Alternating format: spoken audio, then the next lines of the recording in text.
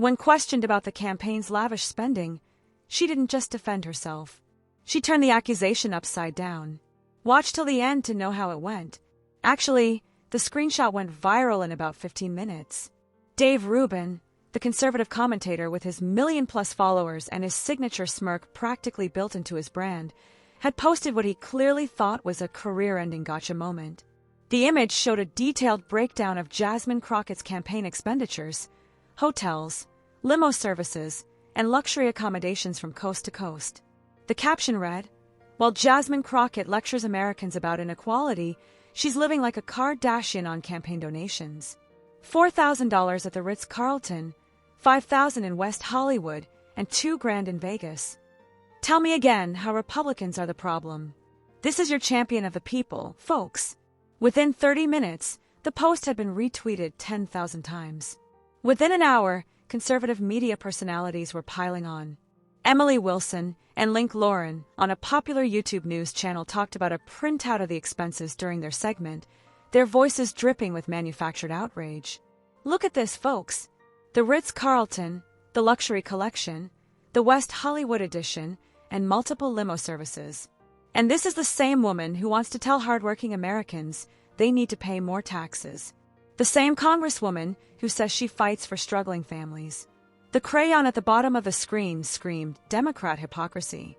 Crockett's luxury lifestyle exposed. But here's what none of them knew in that moment. As they were busy crafting their attack lines and booking their segments and preparing their smug commentary, Jasmine Crockett wasn't scrambling. She wasn't panicking. She wasn't calling crisis management consultants or hiding from reporters. She was doing what she always did when someone came at her with half the story. She was preparing to show them the other half. And trust me, you're going to want to hit that subscribe button right now, because what happened next became a masterclass in how to dismantle a smear campaign in real time. The attacks kept coming throughout the day, each one more breathless than the last. The recent news published a piece titled Jasmine Crockett's $75,000 question. Who paid for the luxury? Conservative Twitter personalities started the hashtag #NonCrockettLuxury. They posted memes of her next to designer handbags and champagne bottles. They dug up old clips of her talking about economic inequality and spliced them together with images of five-star hotels. One particularly nasty thread accused her of barely spending time in Texas while running around the country living her best life on other people's money. The commentary got personal the way it always does when critics think they've finally found ammunition. One segment on a conservative podcast spent 20 minutes dissecting her appearance, her hair, her makeup, and her wardrobe. "Look at those eyelashes." One host sneered, "That's not a congresswoman. That's an Instagram influencer." Another chimed in, "She's supposed to represent working people in Dallas, but she looks like she's heading to the Met Gala." They weren't even pretending to focus on policy anymore. This was character assassination dressed up as budget accountability. By mid-afternoon, Rubin had done a full segment on his show, really leaning into what he clearly saw as his knockout punch. "This is the problem with the modern left," he declared, his trademark condescending tone on full display. "They want socialism for you, government control. Higher taxes, less freedom, but luxury for themselves. Jasmine Crockett is out here staying at the Ritz-Carlton and riding in limos while she tells you that you need to sacrifice more.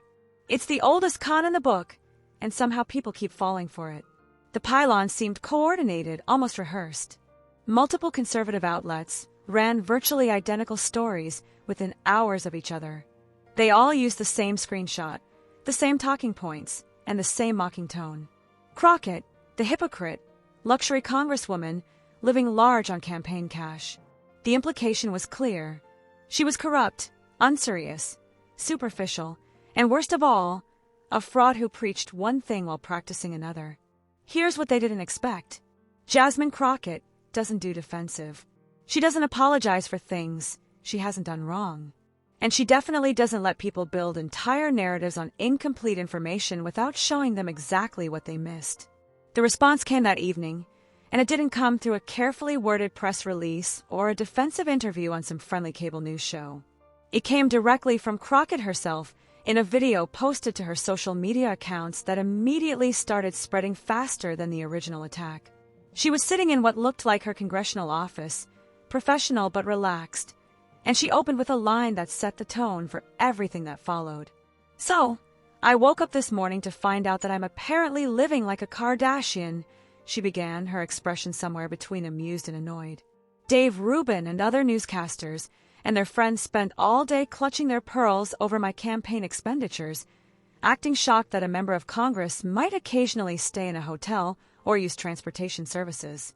Before I address the specifics, let me just say this. If y'all spend half as much time reading campaign finance law as you do looking for gotcha moments, we might actually have productive conversations in this country. She let that hang for a second before continuing. But let's talk about these receipts since everyone's so interested in how campaign funds work. That $4,000 at the Ritz-Carlton is what has Dave so upset.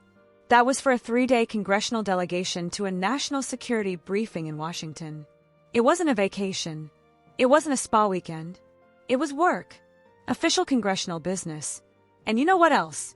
Federal Election Commission regulations require that when I'm traveling for campaign events, I can't use taxpayer dollars. I have to use campaign funds. So those are the hotel stays and transportation costs everyone's hyperventilating about. That's literally following the law. The camera stayed tight on her face as she methodically addressed each expense. The West Hollywood edition is $5,000. That was during a fundraising swing where I met with donors and attended events that brought in over $200,000 for Democrats running in competitive districts across the country. The return on investment was 40-1. But sure, let's pretend I was just out there living my best life. The Vegas expenses, the Congressional Black Caucus Conference, workshops, networking, constituent meetings, and the limo services that everyone finds so scandalous. Those are security transports recommended by Capitol Police after I received credible threats. But hey, I guess I should just Uber everywhere and hope for the best. What made the video so effective wasn't just the point rebuttal. It was the way Crockett shifted from defense to offense without missing a beat. "Now let's talk about what's really happening here," she continued, her tone sharpening. Dave Rubin and his friends aren't actually concerned about campaign finance ethics. They're not doing some noble public service by scrutinizing expenditures, because if they were, we'd be having a very different conversation right now. She pulled out a document, clearly prepared and clearly researched. "Let's talk about Republican campaign spending, shall we?" Madison Cawthorn spent $70,000 of campaign funds at luxury hotels and resorts, including thousands at casinos. Matt Gaetz, who Dave seems perfectly comfortable with, used campaign money for personal expenses that are now under federal investigation. George Santos, before he got expelled, literally fabricated his entire life story while spending campaign funds on OnlyFans and designer clothes. But I don't remember Dave doing emergency segments about any of that. The video was gaining traction fast. Hundreds of thousands of views within the first hour. Crockett wasn't done. Here's what really bothers them. I'm a black woman in Congress who refuses to shrink, who refuses to play small, who refuses to apologize for existing in spaces that people like Dave Rubin don't think I belong in. When I stay at a nice hotel for congressional business, it's luxury and hypocrisy. When their guys do it, it's just business as usual. When I get my hair done, which, by the way, I pay for with my own money, not campaign funds, suddenly that's evidence I'm not serious. When male politicians show up in thousand suits, nobody says a word. She leaned forward slightly, speaking directly to the camera. The appearance attacks, the comments about my hair and my eyelashes and my makeup, that's not political commentary. That's barely disguised misogyny. And we all know it. They can't attack my record. I've passed legislation, secured funding for my district, and consistently shown up for my constituents. They can't attack my qualifications. I was a civil rights attorney before I was a congresswoman, so they attack how I look and try to shame me for doing my job while black and female. The conservative response to her video was immediate and exactly what you'd expect. They doubled down. Rubin posted a follow-up calling her response defensive and claiming she was playing the race card instead of being accountable. Other commentators accused her of deflection, of attacking the messenger, and of failing to address the real concerns about her spending habits. But something was different this time. The narrative wasn't sticking the way they'd expected. Why? Because Crockett had done something brilliant. She provided context, receipts, and comparative data that made the original attack look not just wrong but deliberately misleading. Legal experts started weighing in, confirming that every single expense Crockett had listed was not only legal but also standard practice for members of Congress engaged in campaign activities. A former FEC commissioner went on CNN, what Representative Crockett described as textbook appropriate use of campaign funds. When members are doing campaign work, they're required by law to use campaign funds for travel and lodging. The alternative would be using taxpayer money for political activities, which would actually be illegal. Then the comparative spending reports started circulating. Journalists began pulling campaign finance records for Republican members, and the numbers were revealing. Multiple GOP representatives had significantly higher travel and accommodation expenses than Crockett. Some had chartered private planes using campaign funds. Others had spent hundreds of thousands at resort properties. But somehow those expenditures had never generated breathless coverage or viral outrage campaigns. The political analyst Mihi Hassan captured it perfectly in a thread. The Crockett scandal is a perfect example of how selective outrage works in political media. She spent $75,000 following FEC rules for legitimate congressional campaign work. But because she's a black woman who doesn't apologize for her presence, it becomes a luxury scandal. Meanwhile, GOP members spending multiples of that amount without documentation barely get mentioned. The double standard isn't subtle. Within 48 hours, the narrative had completely flipped. What started as a supposed gotcha moment had become a case study in how smear campaigns fall apart when the target refuses to be defensive and instead provides facts. News outlets that had initially run with the luxury scandal framing started issuing corrections and adding context. Crockett's campaign spending, legal and standard practice, became the new headline. But Crockett wasn't satisfied with just clearing her name.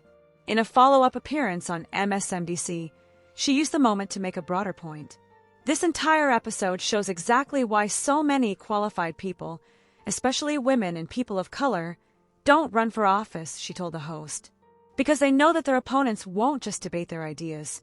They'll try to tear them down personally, question their credibility, and subject them to scrutiny that their counterparts never face.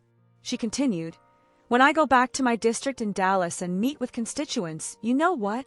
They ask me about health care costs, education funding, criminal justice reform, and job creation, not whether I stayed at a nice hotel when I was doing congressional business in another state. But my critics don't want to talk about policy because they know they'll lose that argument.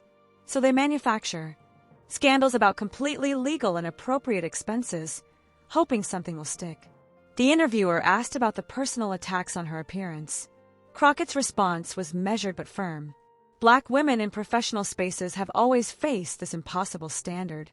We're supposed to be excellent but not too polished, professional but not too put together, successful but not too visible. I reject that entirely. I'm going to show up as my full self, do my job with excellence, and let my work speak for itself. And if that makes some people uncomfortable, that sounds like a them problem, not a me problem. Back in conservative media circles, the response was increasingly uncomfortable. Some commentators quietly deleted their initial tweets about the scandal. Others tried to shift focus to different topics entirely. Dave Rubin, who'd kicked off the entire controversy, eventually posted a half-hearted follow-up, suggesting he'd been raising legitimate questions about transparency, a significant walk back from his initial living like a Kardashian framing. But perhaps the most telling moment came from an unexpected source. A conservative political consultant who'd worked on multiple Republican campaigns spoke on a politics podcast. "Look, I'm not a Jasmine Crockett fan politically," he admitted. "But the attack on her campaign spending was always going to backfire because it was based on either ignorance or bad faith. Those expenditures are completely normal. If you're traveling for campaign events, you have to use campaign funds. If you're doing congressional work that involves travel, sometimes that means staying at conference hotels that happen to be nice properties. This isn't complicated, and everyone in politics knows it. The people who pushed the story either didn't understand basic campaign finance law, or they understood it perfectly and didn't care because they thought they could score cheap points. The scandal that was supposed to derail Jasmine Crockett instead became another example of her ability to turn attacks into teaching moments. Within a week, She'd used the controversy to raise over $500,000 from supporters who specifically cited her response to the smear campaign as their reason for donating. The fundraising emails practically wrote themselves. They attacked her for doing her job. She showed them the receipts. Now, let's show them we have her back. What made the entire episode particularly ironic was that Crockett's critics had accidentally proven her point about double standards in American politics. By focusing obsessively on legally documented campaign expenditures while ignoring actual corruption and abuse in their own ranks, they revealed exactly the kind of selective outrage that drives so many Americans away from political discourse. 3 weeks after the initial attack, Crockett addressed the controversy one final time during a town hall in her district. A young woman asked her how she dealt with the constant criticism and personal attacks. Crockett's answer summed up everything that had made her response so effective. "I deal with it by being excellent at my job, by knowing my facts, by keeping receipts literally and figuratively, and by refusing to play defense when I haven't done anything wrong. They want me to be apologetic, to shrink, to spend my time justifying my existence in these spaces. But I didn't come to Congress to be small. I came here to fight for the people who sent me here. And that's exactly what I'm going to keep doing." The audience erupted in applause. And in that moment, the luxury scandal that was supposed to be a career killer had instead become another chapter in a story that was becoming increasingly familiar. Political opponents underestimate Jasmine Crockett at their own peril. Dave Rubin never did issue a formal correction or apology, but his initial tweet, which had been pinned to the top of his profile as supposed proof of Democratic corruption, was quietly unpinned and buried under newer content. The conservative commentators who'd spend hours dissecting her expenses moved on to other targets, hoping everyone would forget about the time they tried to build a scandal out of completely legal campaign finance practices. But the internet doesn't forget, and Jasmine Crockett certainly doesn't let people forget when they come at her with bad information and worse intentions. The entire episode became a case study in modern political communication: how to respond to attacks, how to provide context, how to flip a narrative, and how to come out of a controversy stronger than when you went in. If you appreciated this breakdown of how Jasmine Crockett turned a manufactured scandal into a masterclass on media manipulation and double standards, make sure you hit that like button and subscribe for more deep dives into the political moments that matter. Drop a comment below telling us which political showdown you want us to cover next. And share this video with anyone who needs a reminder that receipts, both literal and figurative, always win in the end. Your engagement helps us keep uncovering the truth behind the headlines and the strategies behind the soundbite.